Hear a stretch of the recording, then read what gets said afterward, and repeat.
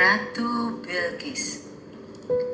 Karena kehendak Allah Subhanahu wa Ta'ala, semua burung patuh kepada perintah Nabi Sulaiman alaihissalam.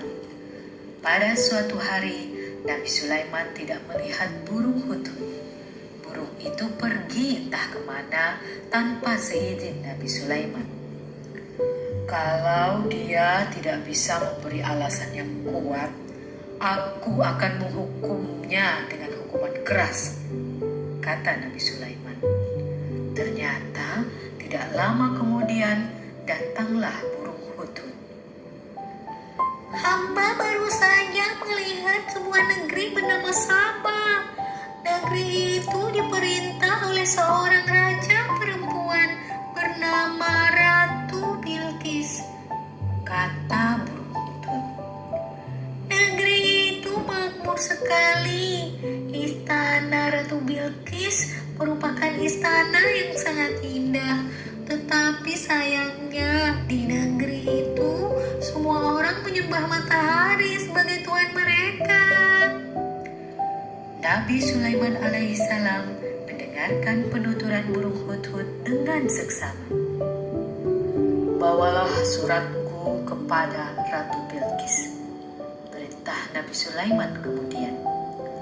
Nabi Sulaiman alaihissalam lalu menulis surat yang bunyinya, dengan nama Allah yang Maha Pengasih dan Maha Penyayang, jangan memberontak terhadapku. Peluklah Islam dan datanglah kepadaku sebagai orang Islam sejati. Islam adalah agama yang mengajak umatnya untuk menyembah Allah Subhanahu wa Ta'ala, Tuhan yang Maha Esa, Tuhan sekalian alam semesta. Pada zaman Nabi Sulaiman, sebenarnya agama Islam sudah ada, bahkan sejak zaman Nabi Adam alaihissalam. Burung hudhud membawa surat Nabi Sulaiman alaihissalam kepada Ratu Bilqis. Ratu Bilqis membacakan surat itu di hadapan para menteri dan pembesar kerajaannya. Bagaimana pendapat kalian? Tanya Ratu Bilqis kepada para menteri dan pembesar kerajaannya setelah membaca surat itu. Kita mempunyai pasukan yang kuat. Kita akan sanggup bertempur melawan siapa saja, kata seorang menteri. Namun, keputusan untuk itu terserah Baginda Ratu. Ratu Bilqis tahu, menteri dan hulu balangnya siap bertempur melawan Nabi Sulaiman alaihissalam dan kerajaannya. Namun Ratu Bilqis tidak menghendaki peperangan. Ia ingin mengadakan kerjasama dengan kerajaan Nabi Sulaiman. Ia mengirimkan utusan kepada Nabi Sulaiman. Utusan itu membawa hadiah-hadiah berupa emas, intan, berlian, dan segala benda-benda berharga. Nabi Sulaiman alaihissalam telah mengetahui hal itu. Beliau memerintahkan membangun istana yang megah untuk menempatkan utusan Ratu Bilqis. Ketika para utusan tiba, terkejutlah mereka menyaksikan betapa megahnya istana itu. Mereka merasa rendah diri. Hadiah-hadiah yang mereka bawa ternyata tidak ada artinya.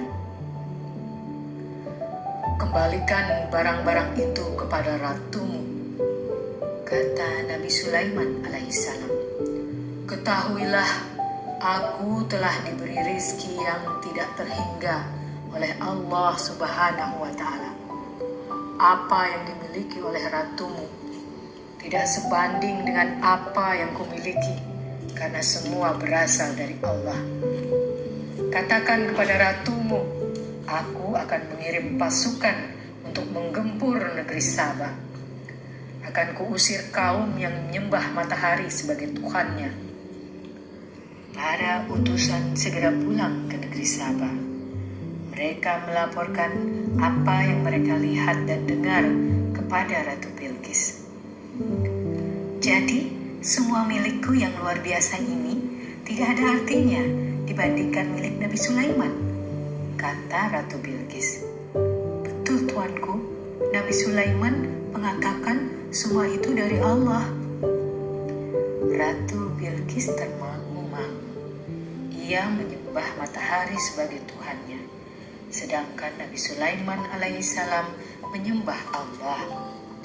Selama ini, Ratu Bilqis menyangka tentaranya yang paling kuat, tetapi ternyata Nabi Sulaiman terdiri dari manusia dan jin yang jumlahnya banyak sekali. Jika mereka datang menyerbu, tentu dengan mudah bisa mengalahkan tentara Saba. Kita harus segera menghadap Nabi Sulaiman sebelum beliau mengirimkan tentara untuk menyerang, kata Ratu Bilqis. Matahari yang kita sembah ternyata bukan Tuhan yang Maha Kuat. Ratu Bilqis sadar bahwa ia dan rakyatnya keliru menyembah matahari.